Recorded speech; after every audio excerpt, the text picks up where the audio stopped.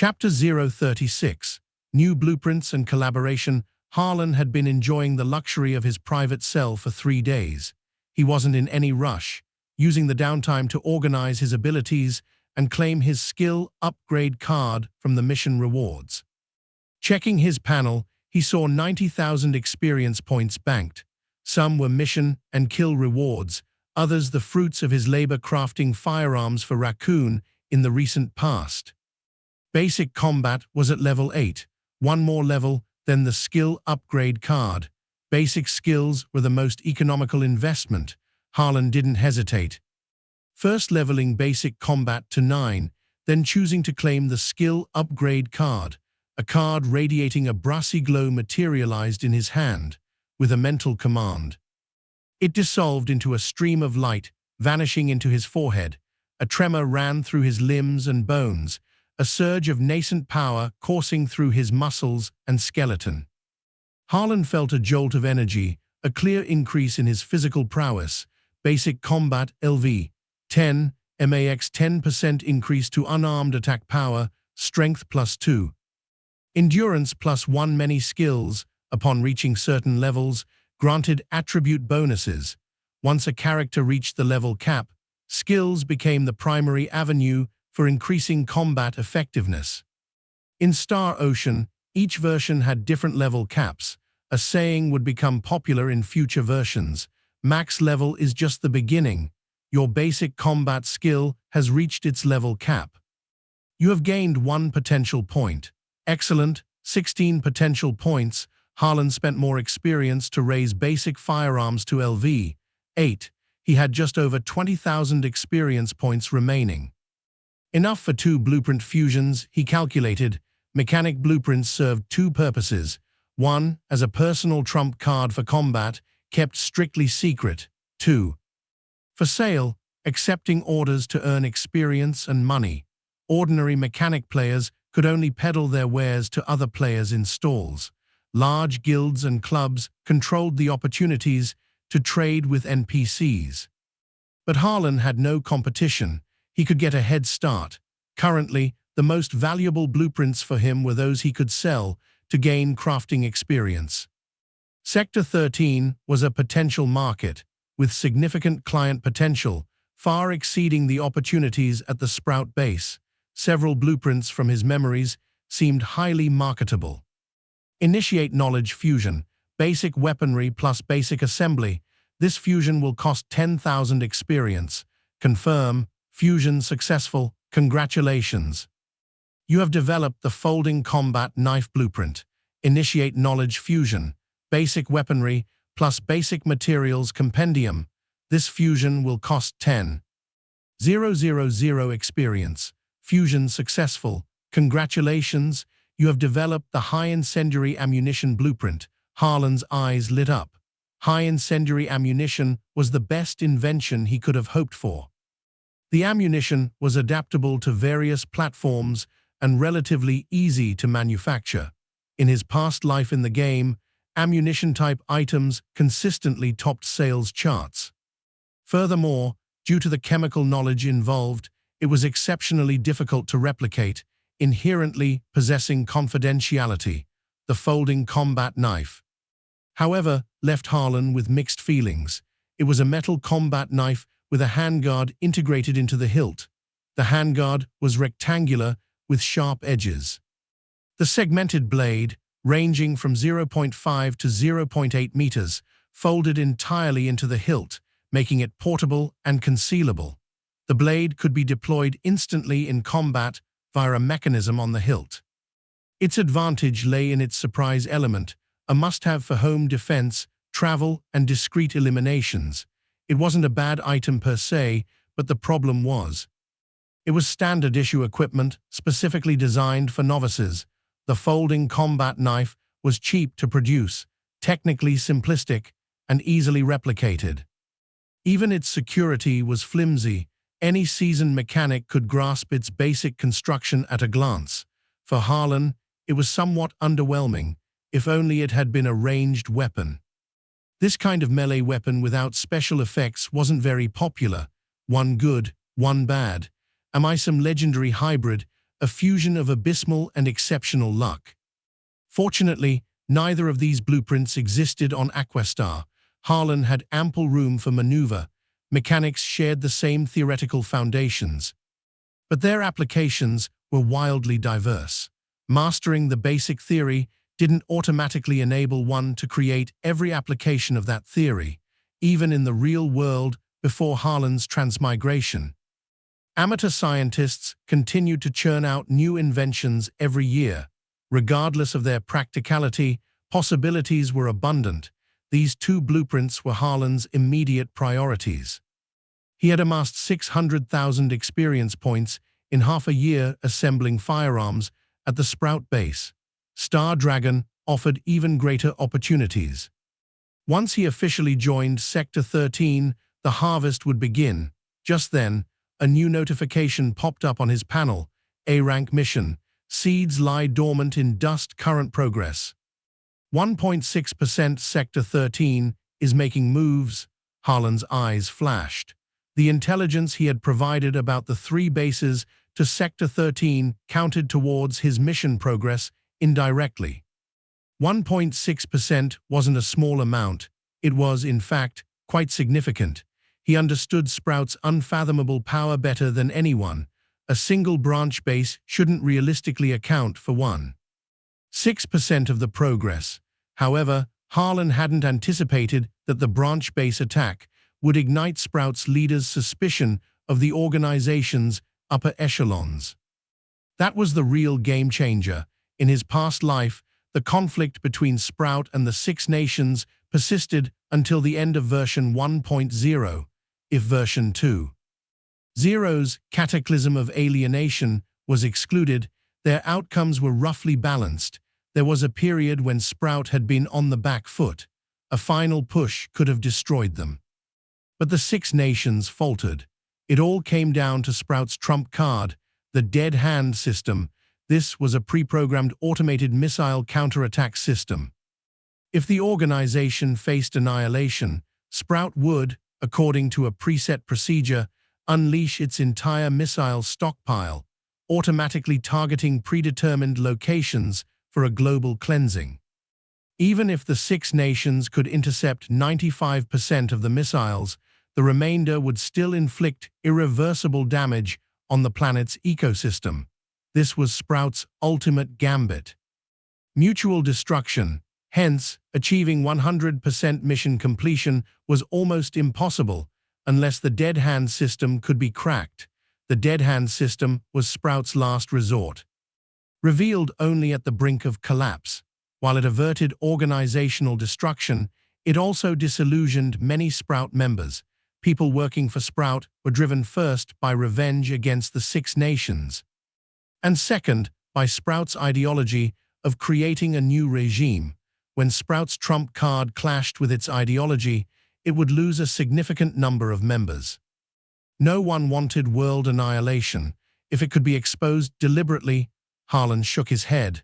This matter was too distant, buried deep in his mind for now. It wasn't long before Felix finally arrived, escorting Harlan to the interrogation room. It was still the intelligence director who engaged with him. The intelligence regarding the branch bases has been verified. We believe in your sincerity of cooperation. The higher-ups have decided to accept you as a member of Sector 13. Success! Harlan secretly breathed a sigh of relief. His connection with Old Gao had proven effective. He wasn't naive enough to think the higher-ups would unanimously agree to his Sector 13 membership. There had to be an unspoken quid pro quo. The organization has decided to assign you to the Secret Operations Division. You will be assigned to an operational team. Harlan's expression turned peculiar. In the new era, countless elites and talents who had lost their nations were scattered abroad. The Six Nations intelligence agencies relaxed recruitment criteria, starting to employ non-nationals as external members. But the Secret Operations Division, a department of supreme importance, still demanded a certain level of loyalty from its members. This was undoubtedly Old Gao's doing again. That old man really thinks highly of me. joining the Secret Operations Division was beneficial for him. It provided access to numerous powerful individuals and opportunities for external missions. These events and opportunities occurring outside of Star Dragon were crucial for him to get involved in. Originally, Harlan had anticipated defecting immediately after public launch if Sector 13 restricted his freedom. Now, it seemed there was no need to rush his departure. A new notification appeared on his panel. You have unlocked a new faction reputation. Star Dragon National Strategic Defense Bureau reputation increased by 300 points. Star Dragon National Strategic Defense Bureau, Sector 13, Neutral, 300/1000 Level 1 Access Member. A new faction relationship signified new opportunities. Missions, events, and benefits. Faction relationships were categorized into 8 levels: mortal enemy, hostile, enemy, cold, neutral, friendly, respected. Revered. Essentially, all new faction starting reputations were cold. 300 reputation points reached neutral. Generally, resources could only be exchanged for reputation points and contribution points at the friendly level. Felix produced a black phone, handing it to Harlan. It displayed only his phone number. He cleared his throat and said, "From today onwards, I will be your liaison officer." "Don't turn it off." "Oh, so a glorified messenger pigeon then. Why does your phrasing always manage to grate on my nerves?" Felix sighed, exasperated. The black phone's exterior was devoid of any ornamentation. The operating interface was equally simplistic, offering only calling and messaging functions. Harlan fiddled with the phone, asking, "Can this be eavesdropped on?" "Rest assured, the line is specially encrypted," the intelligence director added. "One more thing. We hope you can submit the mechanic blueprints you possess, including the light armor power arm and the robots you used to eliminate the Assassin Hornet Squad." Submitting blueprints would increase faction contribution points, but he needed to manufacture machinery to level up. If he submitted the blueprints, and Sector 13 mass-produced them on an assembly line after learning them, he would be left out of the equation. Harlan desired a collaborative approach where others provided materials, and he handled the manufacturing. Harlan shook his head in refusal. "What if agents privately ordered from me? That's beyond our purview." Upon receiving this reply, Harlan smiled. "Beyond your purview was perfect. Sector 13 agents were all potential clients. Long-term collaboration was the key. Sector 13 higher-ups wouldn't jeopardize a good working relationship with Harlan for a couple of basic early-stage blueprints.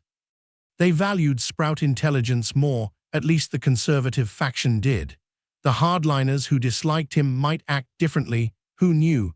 Another benefit of joining Sector 13 was their abundant resource reserves. It saved him the trouble of scavenging for materials everywhere. He could purchase a wealth of parts and raw materials, even good stuff unavailable on the open market, simply by spending money. With the collaboration terms settled, Harlan was hooded again, led through winding corridors and into an elevator, leaving headquarters. Chapter 037. Ominous. Harlan felt the car stop. Someone nudged him out of the vehicle. He stood alone for a moment, feeling the wind, then heard the car's exhaust as it sped away. Only then did he remove the black hood, looking around. He was at an intersection a few blocks away from the repair shop. Several bright moons hung in the sky. "So theatrical," Harlan muttered, pursing his lips. His objective was essentially achieved. Harlan hummed a tune as he strolled leisurely. Soon, he arrived outside the repair shop. Noticing lights still on inside, a wave of dread washed over him. He had been missing for 3 days. Kira must be frantic.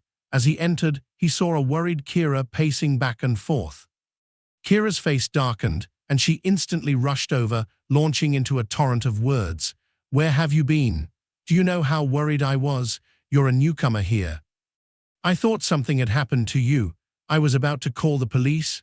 Harlan knew he was in the wrong, so he simply widened his deadpan eyes, adopting a posture of indifference. Like a dead pig unafraid of boiling water. Where did you go? For a walk. Kira flared up.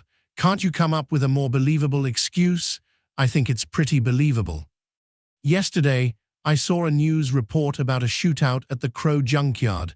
I thought you might have been caught up in it. So that was the source of Kira's worry. Harlan listened to Kira's rambling scolding, feeling no irritation. Instead, a warm feeling spread through his heart. It wasn't easy to find someone who cared about him. But this warmth was instantly shattered by old Lou. I thought you wouldn't come back alive. Disappointing.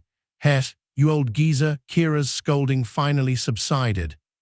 Releasing her pent-up anxiety, she bit her lip, then reluctantly said, I'll buy you a phone in a few days. Don't just disappear like that again. The phone money will be deducted from your wages. No need. I already have a phone. Harlan pulled out the black phone. Sector 13 said he couldn't give this number to anyone else. La. Can't hear you. You old turtle. Old Lou's eyes flashed. He pulled Harlan aside, frowning. This is a Sector 13 encrypted phone. You joined Sector 13. Oh, you're knowledgeable. Old man, Harlan complimented him casually. HMPH, since you've joined Sector 13, why are you still slaving away in my shop? Get lost, quickly. You get lost. I'm not going anywhere.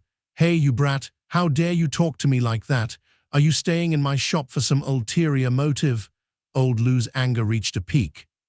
Then his expression suddenly shifted. He stared intently at Harlan, enunciating each word. You wouldn't be after my granddaughter, would you? You're mistaken. Harlan suddenly felt a sense of foreboding. Old Lou's face cycled through a series of expressions in rapid succession.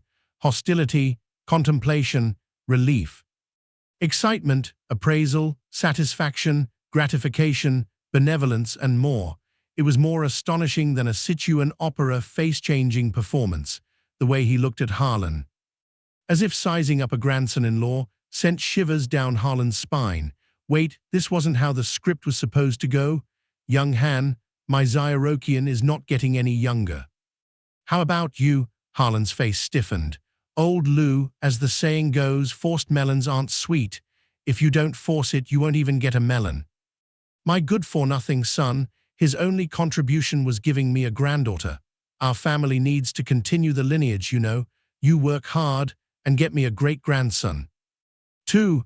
Our family. Don't lump me in with you, and don't you go messing things up. Heh. Young people in love should be passionate and intense. How can you be so slow? I've done all I can to help you. Old Lou patted Harlan on the shoulder, looking profoundly mysterious, then slowly strolled away, leaving Harlan stunned in the wind. Old people desperate for grandchildren were truly terrifying. Harlan turned around to see Kira standing behind him, eyes sparkling like they might spill tears at any moment. Staring fixedly at Harlan, pursing her lips, saying nothing. I said it's a misunderstanding. Do you believe me? Be bad guy. Kira covered her flushed face and turned to stomp upstairs.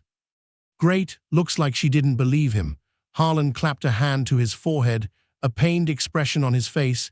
Today's events were just too ominous. Luo Chuan had been restless and uneasy for days, worried that Harlan's potential recruitment into the logistics department would threaten his position. Finally, Luo Chuan couldn't hold back any longer. He sought out the department head to inquire about Harlan's background. His specific information is classified. The logistics department head was a portly, perpetually smiling, jovial man. He glanced around to ensure no one was nearby, then lowered his voice. I can only tell you that he has joined Sector 13. Luo Chuan felt his heart skip a beat, asking anxiously, will he be joining the logistics department or the R&D department? If he joined the logistics department, he could suppress him. If he joined the R&D department, he would be powerless to intervene. The department head shook his head. Neither. He was specially recruited into the Secret Operations Division. He's reporting for duty in a few days. Luo Chuan was caught completely off guard, stunned by this news. The guy wasn't even coming to the logistics department to play with him. How was he supposed to suppress him now? He had worked diligently for years, yet he hadn't even qualified for the Secret Operations Division. And that mysterious newcomer who had humiliated him on their first encounter was specially recruited on day one. The Secret Operations Division slot he had always pursued had been silently snatched away by someone else. Luo Chuan felt like his lungs were about to explode with rage. This was unfair. A week after the Crow Junkyard shootout, the heads of the other 6 districts in West Capital gathered to discuss a recent major event. The loss of control over District 7 territory. Raccoon had vanished into thin air. The other bosses, through various channels, had gleaned fragments of information. Raccoon's disappearance was actually linked to the all-powerful Sector 13, shocking all the bosses. What exactly had Raccoon done to provoke this behemoth? The District 2 boss, vaguely regarded as the leader among them and the initiator of this meeting, spoke gravely. Raccoon is gone. He angered someone he shouldn't have. We probably won't see him again. The assembled bosses felt a sense of shared unease, like rabbits mourning a fox's passing, despite their outward swagger. They all knew Sector 13 could make any of them disappear from the world at any moment. Their underground forces were insignificant, barely causing a ripple. West Capital was, after all, the nation's capital. They seemed powerful, but in reality, they were just rats scavenging scraps in the shadows, not even on par with arms dealers and intelligence brokers in the slums. Those people had backers and support, while these bosses were merely tools in the hands of Star Dragon officials. If they displeased their handlers, a single word could spell their doom. West Capital was ultimately a national capital. Their seeming glory was just them feeding on scraps in dark corners. Not even comparable to arms and intel dealers in slums who had backers. They were just tools for Star Dragon officials who could kill them with a word if they were displeased. Who will take over District 7 territory? The bosses exchanged glances, no one speaking. Normally, taking over territory would be a new round of eager profit distribution. However, no one volunteered. It wasn't that they didn't covet Raccoon's territory, but the situation was unclear. District 7 had become a dangerous place in their eyes. Who knew if they would also get into trouble like Raccoon? The District 2 boss surveyed the room, saying in a deep voice, "No one wants to take over." Silence. Fine, then we'll wait for a newcomer to rise. The District 2 boss's expression was impassive. The gray area of District 7, without a controller, was bound to attract a bloody storm. Some smart people who had been suppressed by Raccoon would see an opportunity to advance, but it wasn't that the bosses were willing to give newcomers a chance. They were coldly observing, waiting for an ambitious cannon fodder to pave the way for them to figure out the situation in District 7.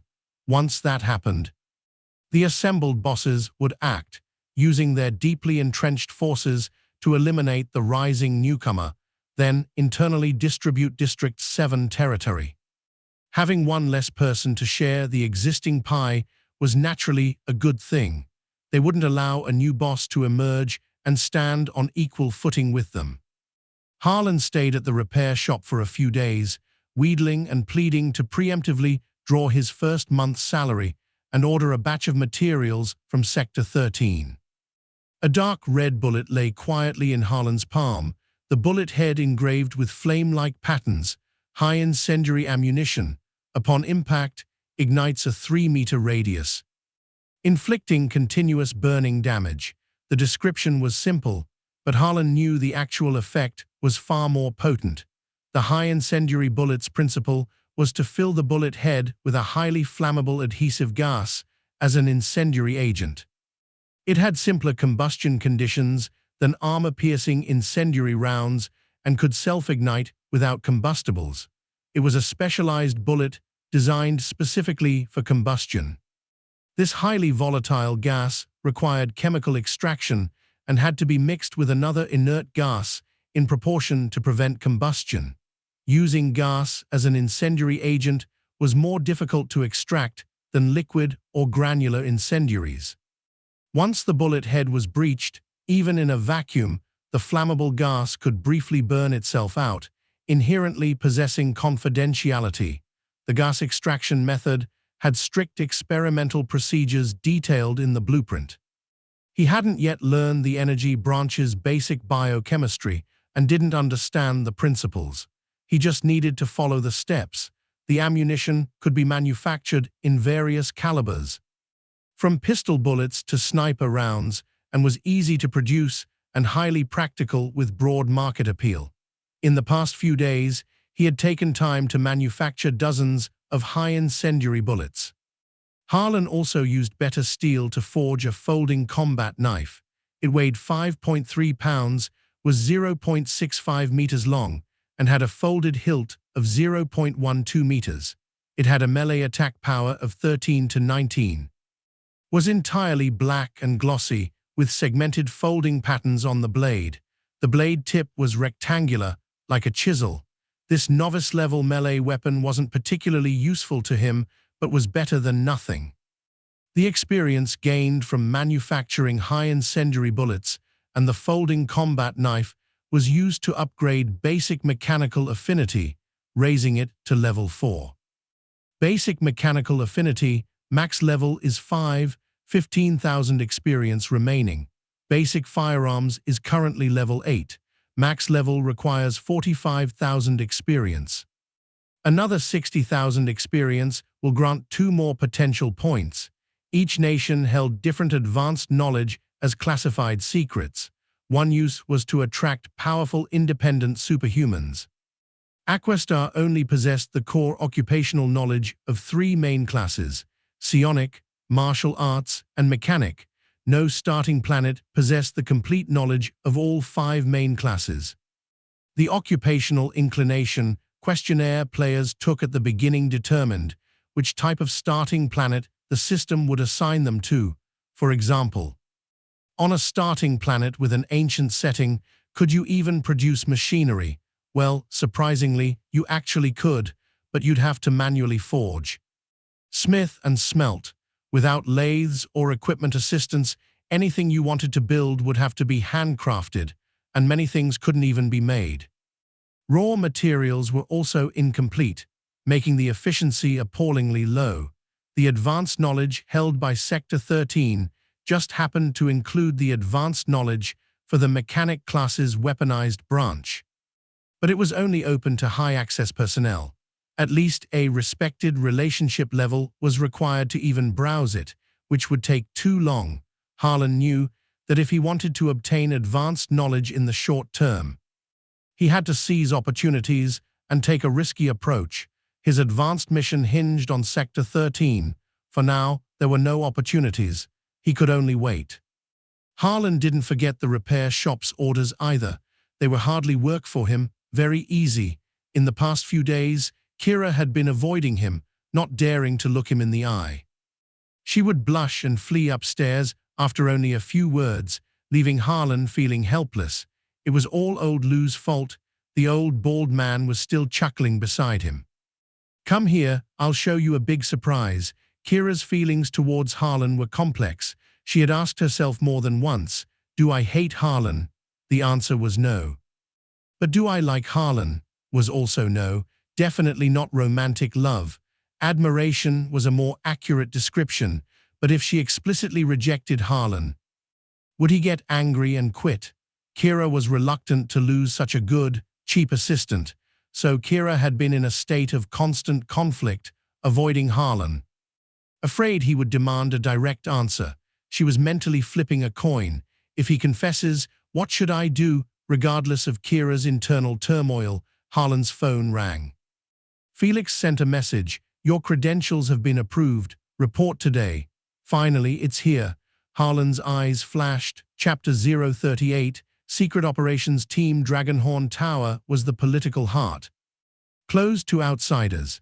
Sector 13 headquarters was located beneath Dragonhorn Tower, accessible through numerous secret passages.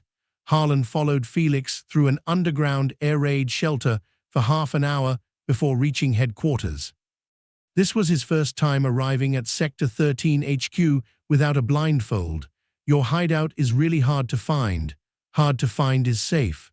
Felix swiped a card on the door access panel, and the metal door opened.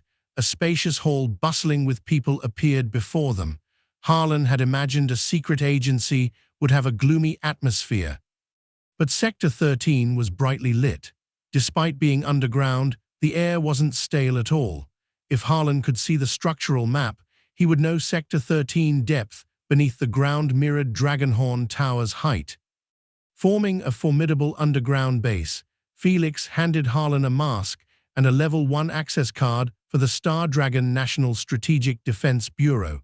It's best if not too many people see your face.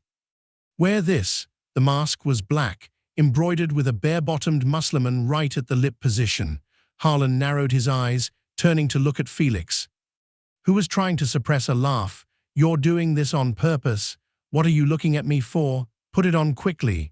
Felix pursed his lips, accidentally letting out a chuckle through the seam, and quickly covered his mouth. Here. Harlan grabbed Felix's sleeve, tore off a strip of cloth, and tied it around his face as a makeshift mask. He casually shoved the taste-revealing mask into Felix's pocket. You can keep this goodie for yourself. Felix looked heartbroken. This was his newly issued uniform. Harlan suddenly sensed someone's gaze. He turned to see a young man in a white coat staring intently at him, eyes filled with fury, as if Harlan were his mortal enemy. Why is he so angry? Harlan asked, bewildered. Felix recognized Luo Chuan and didn't know how to explain. Forcing a wry smile, just pretend he's heir. Luo Chuan hadn't seen Harlan's real face, but he could tell the masked man beside Felix was the one. He watched them head towards the Secret Operations Division, his eyes burning with resentment. The Secret Operations Division occupied an entire floor. The number of personnel was noticeably smaller than other departments. The meeting point was the team conference room. Felix dropped him off at the door and left. Harlan pushed open the door. Lyra, Lambert, and Yara were already waiting. Lyra had her legs propped up on the conference table, nonchalantly. Lambert was silently polishing his military knife, head down. Yara sat upright, hands on his knees. Informal posture. You're the logistics member the director specially approved to join our team? Lyra stood up, circling Harlan, curiously scrutinizing him from head to toe. Director's special approval. Logistics member? Harlan's eyes flickered. He assessed Lyra. This woman was tall, curvaceous, wearing a sporty yellow hoodie over a black bodysuit. Her features were delicate and charming, her eyes bright and lively. She was at least a 90/100 in looks. Among the women Harlan had seen, only Hela could rival her in appearance. I'm Harlan, a mechanic. Yara stood up awkwardly, her movement too sudden, causing her chair to scrape loudly. She extended a hand hesitantly. Hello. I'm Yara, the team's hacker. Lambert remained seated, saying curtly, I'm Lambert, sniper. Harlan shook Yara's hand, not minding Lambert's cold demeanor. The burly guy seemed like the laconic type. Why are you wearing a mask? Lyra's large eyes blinked inquisitively, wanting to uncover Harlan's masked face. Harlan dodged her. Hiding your head and tail. Don't you trust us? Lyra grumbled, dissatisfied. Harlan paused, then said, my identity is classified. Since he was assigned to Lyra's team, it meant the higher-ups thought these people could be trusted, and revealing his face wouldn't be an issue. But Harlan felt not showing his face would reduce trouble. With a bit of thought, he could imagine the conversations after revealing his face. Aren't you that wanted criminal? How did the Bureau let you join? Why is Sprout after you? What did you do? Just thinking about it gave him a headache. To avoid a series of time-wasting questions, Harlan decided to stay masked. He wouldn't be staying in Sector 13 forever. It was just a stepping stone for him. The fewer people who knew his real identity, apart from the higher-ups, the better. Your identity is classified? Wait. Lyra suddenly seemed to realize something, quickly moving closer to Harlan, asking expectantly, did you make the light armor power arm? Harlan was taken aback. How do you know? Haha, so it really is you, Lyra cheered. familiarly hooking her arm around Harlan's shoulder, declaring casually, "As long as you can build me a mechanical arm, I'll have your back." Harlan's lips twitched, stating righteously, "I charge for my services." Lyra laughed loudly. Then whispered, "Can I get a discount?" "No, cheapskate," Lyra muttered. "I still don't know your name." Harlan was speechless at this overly familiar beauty. "Lyra, in charge of melee combat." Lyra pouted. Harlan glanced at the three, asking, "So the four of us are a team?" "No, there's also the captain. He's the assault specialist." "Where is he?" Harlan looked left and right, even checking the trash can. No one hiding there. No need to look. The captain is recovering from injuries. Harlan's expression turned serious. Even the captain gets injured. Looks like the Secret Operations Division's work is very dangerous. The three exchanged glances. Looking slightly awkward, Yara said sheepishly, "The captain is hospitalized due to food poisoning." Harlan widened his eyes, at a loss for words. Yara cleared her throat, proactively explaining the structure of the Secret Operations Division. The Secret Operations Division handles special high-difficulty missions. The departmental structure is team-based. Teams consist of 4 to 7 members. They only need to complete the mandatory tasks assigned by the department each month. When not on missions, they have free time. Such a loose structure. Harlan was surprised. He had thought a top-tier department like this would be extremely busy. Because Secret Operations Division members are all elites, some Secret Ops agents are specially hired outsiders, not direct Sector 13 members. Uncle Lambert is one of these. He was a top member of a Special Forces unit, specially recruited into Sector 13. Yara scratched her face, embarrassed, feeling like she was bragging. She didn't have Harlan's thick skin. "Your role is team logistics, responsible for providing logistical equipment, coordinating supplies. In actual operations, you're in charge of collecting, coordinating, and organizing intelligence, sitting in the rear to be our eyes and ears. That's your job." That sounded pretty easy. "But I want to fight monsters." Harlan understood this arrangement. He possessed a wealth of intelligence. Sector 13 higher-ups wouldn't want him to take risks.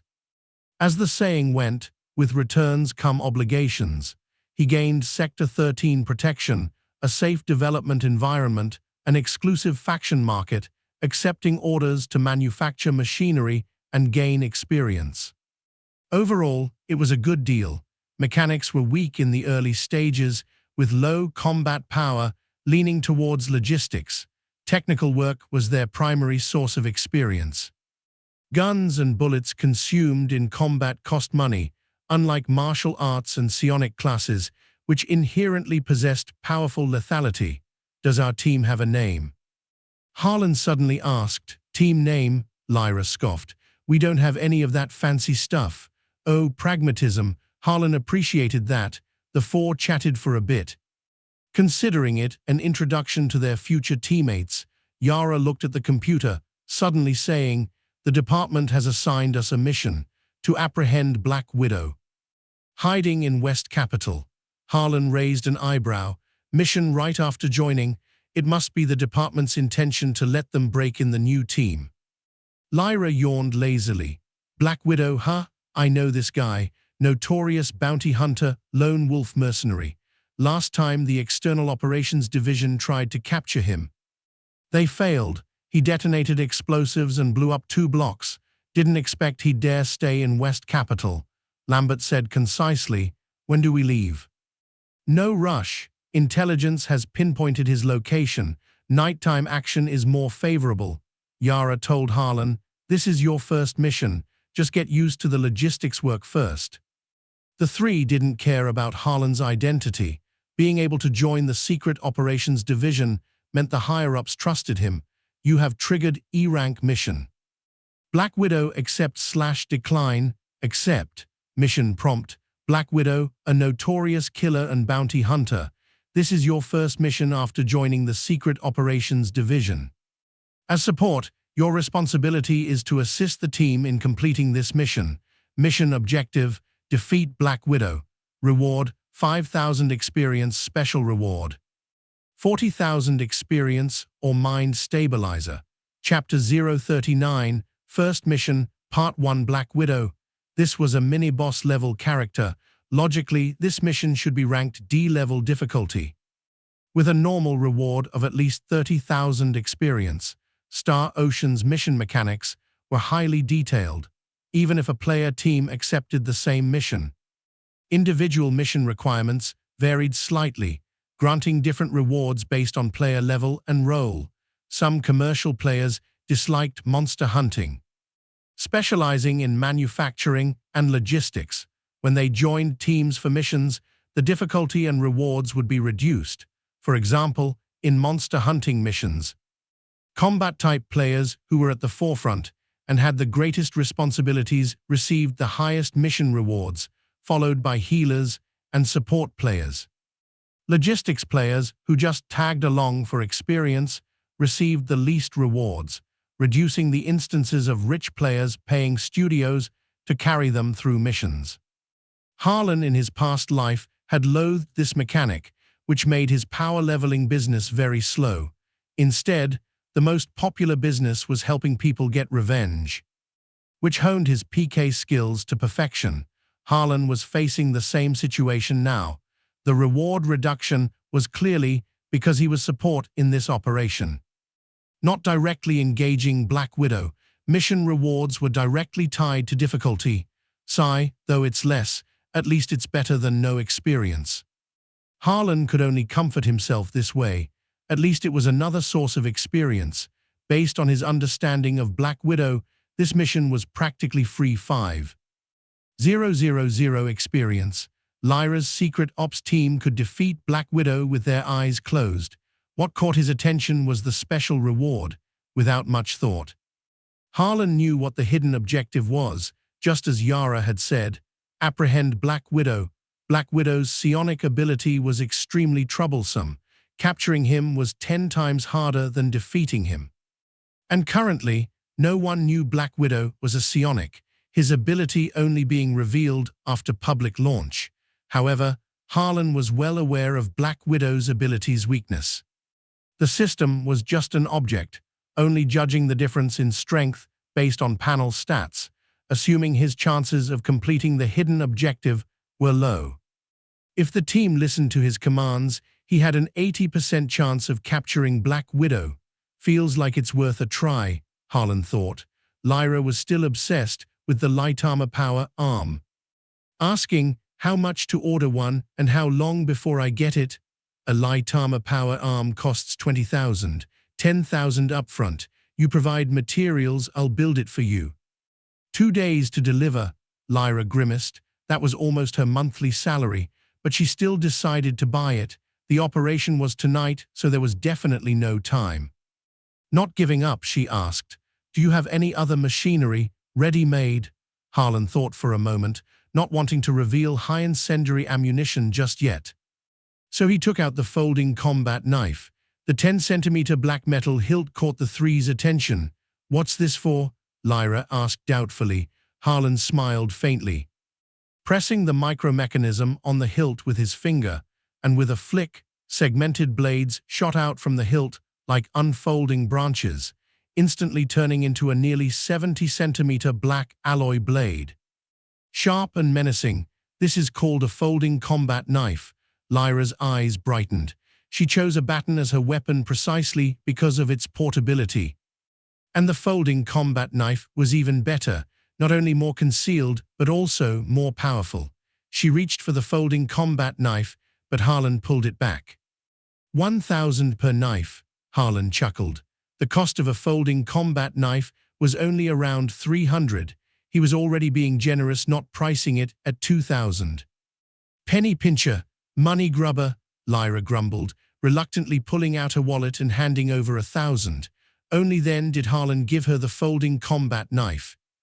Explaining the operation in detail, Lyra immediately started playing with it, completely captivated. Lambert suddenly said, I'd like to order 10 if you can reduce the size to around 30 centimeters. Business was coming to him already. Harlan was delighted, nodding. No problem. I hope to get them before tonight's operation. I can do that, as long as the materials are ready. The initial shaping and polishing of the folding combat knife could be mass-produced using a punch press, which was highly efficient.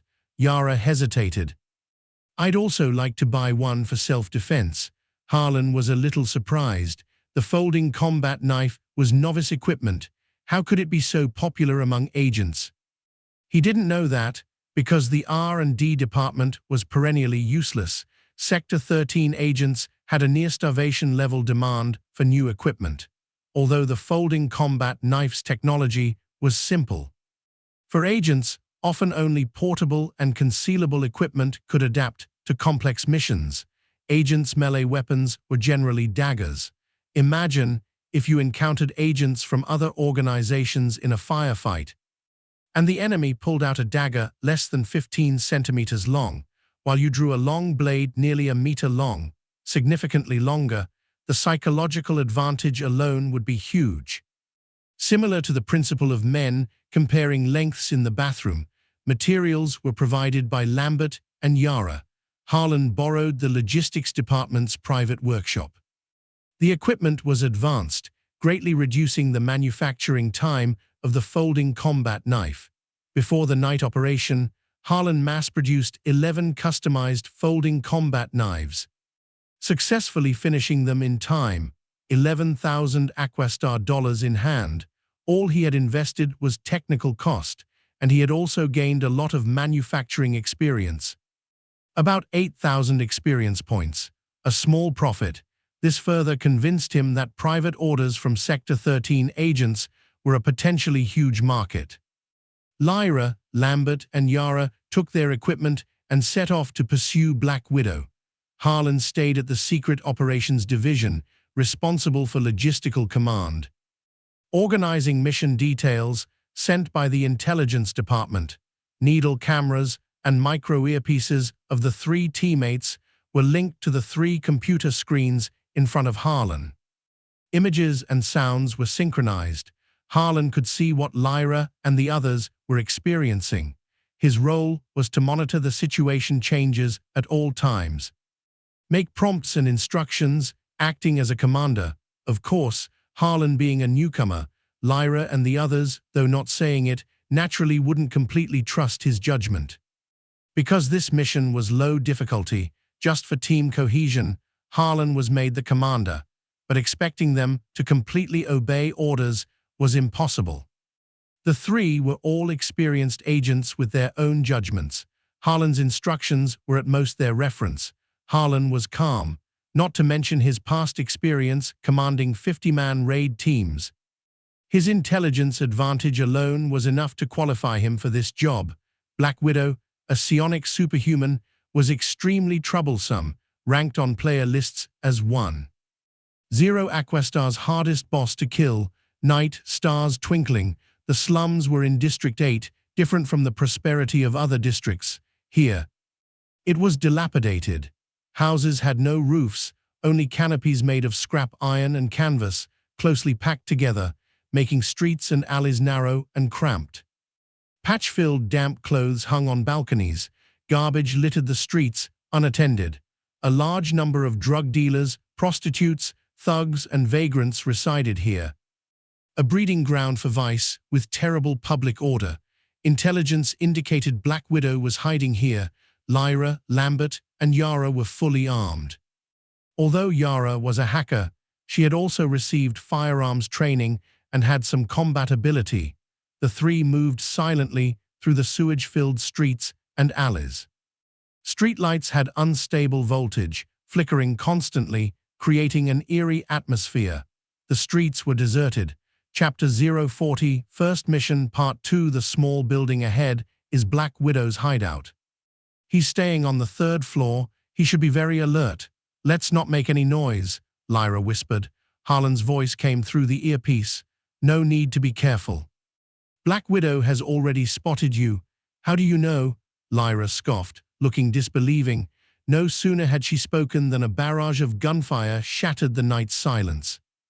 A volley of bullets rained down from above.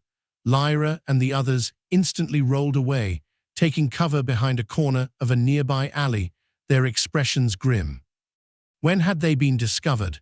Although the three wouldn't be injured by this simple ambush, without Harlan's warning, their reactions wouldn't have been so quick. Thinking of this, Lyra's expression turned slightly serious. She solemnly adjusted her earpiece. A man stood overlooking the three from the high point where the bullets came from. A sinister and bizarre smile on his face, making no secret of his arrogance. His distinctive feature was a black spider tattoo on his left cheek. He wore black combat gear, holding an assault rifle. With a wave of his hand, 10 masked men in black, holding firearms, appeared from various alleys, vaguely surrounding Lyra and the others. "Intelligence is wrong. How does he have backup?" Yara exclaimed, eyes wide. Lyra's heart sank. Black Widow sneered. "I dared to stay in West Capital. Did you think I'd be unprepared? Sector 13 gave me a setback last time. I, Black Widow, always repay grudges, since you dared to reach your claws at me. I'll chop off your claws." Black Widow was a lone bounty hunter and killer, notorious in the underworld. He often laid a series of traps before targets even realized, leaving them nowhere to escape. Like a spider web, Lyra suddenly spun around, kicking the wall with force. A flash of bright yellow light, and the wall collapsed with a roar. Rubble forming a barrier, blocking the enemy's line of sight. In the early stages of martial arts, Kai force attached to fists and feet granted extraordinary strength. Lyra, at E rank, had an energy level above 300 Ona, roughly level 25. Black Widow led his masked team, forming an encirclement, suppressing the three with heavy fire. Lyra and Lambert, pulling Yara, used the alley's terrain to keep dodging. Fortunately, they were exceptionally skilled in such a dangerous situation. None of the three were hit by a single bullet, but they were forced into a dead end. Black Widow, leading his men, blocked the alley entrance. He closed his eyes, taking a deep breath, a look of intoxication on his face, murmuring, "Insects caught in the web, every hair on your bodies is radiating fear. You think you've already won." Lyra raised an eyebrow, subtly winking at Lambert. Black Widow seemed to have heard something unbelievable, exaggeratedly looking at his 10 teammates behind him. Spreading his arms wide, arrogantly, "With just a word from me, you'll be riddled with holes. What makes you so confident to challenge me?" Lyra said in a deep voice. "Then why haven't you made a move? Killing you is of no benefit to me. Capturing you as hostages, I can still collect a ransom." Black Widow wagged a finger.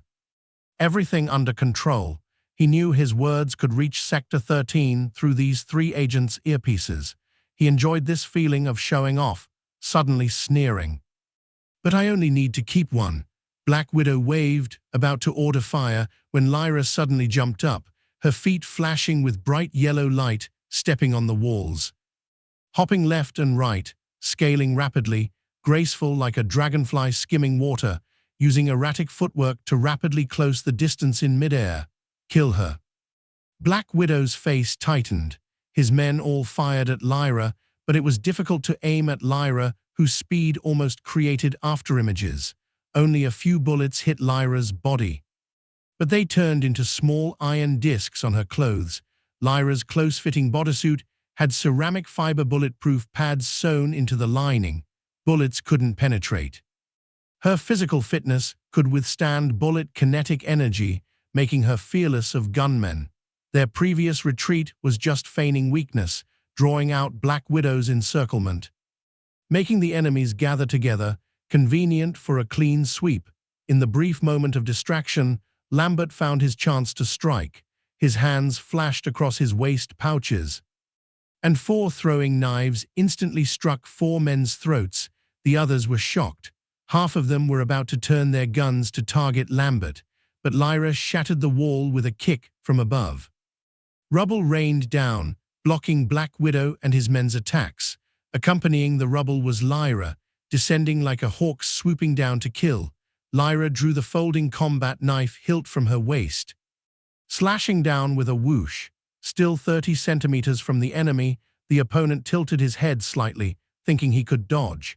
Suddenly, segmented blades dozens of centimeters long shot out, instantly bridging the distance gap. A flash of blade light, and the enemy's neck was slit open. Suddenness was another advantage of the folding combat knife. Good weapon, Lyra's eyes brightened. The outcome was self-evident when a martial artist closed in on ordinary gunmen. 30 seconds later, blood flowed everywhere. Leaving only Black Widow, with his hands severed, collapsed on the ground. Lyra snorted lightly, retracting the folding combat knife. This weapon could extend and retract freely. Long or short as needed, she was very satisfied. Not bad work. Harlan praised faintly. He hadn't spoken the whole time, not worried at all about the three getting stuck here. Thank you, Yara thanked awkwardly. Not including you. Yara lowered her head dejectedly. She had been completely useless the whole time. Little girl. You can't kill me. The heavily injured Black Widow chuckled hoarsely, a look of smug confidence on his face, staring mockingly at Lyra, without a word. Lambert drew his gun and blew Black Widow's head off with one shot, red and white matter splattering on the ground. Lyra and Yara silently looked at Lambert. Lambert remained expressionless, saying faintly, "Just try and see. Sigh, dead is dead, whatever. Anyway, the higher-ups didn't ask us to bring him in alive. I need a good shower when I get back. I'm covered in blood, stinks." Lyra stretched languidly. Just then, Harlan spoke up. "Don't relax yet. Black Widow is still alive." Lyra almost threw out her back, pointing at the corpse with a head shattered into mush, and said irritably, "Alive like this?" Harlan said calmly, "He's a psionic ability user. His ability is very troublesome. You'll understand if you lift the mask of the first masked corpse on the left." Yara hesitated. "But no intelligence on the dark web has ever leaked that Black Widow is a superhuman." "You might be mistaken," Lyra scoffed, saying earnestly, "Not might be, definitely mistaken. Newbie, I understand your eagerness to make a contribution, but you can't just make up fake intel to tease us." Harlan was speechless. "You airhead girl, you need to open your mind."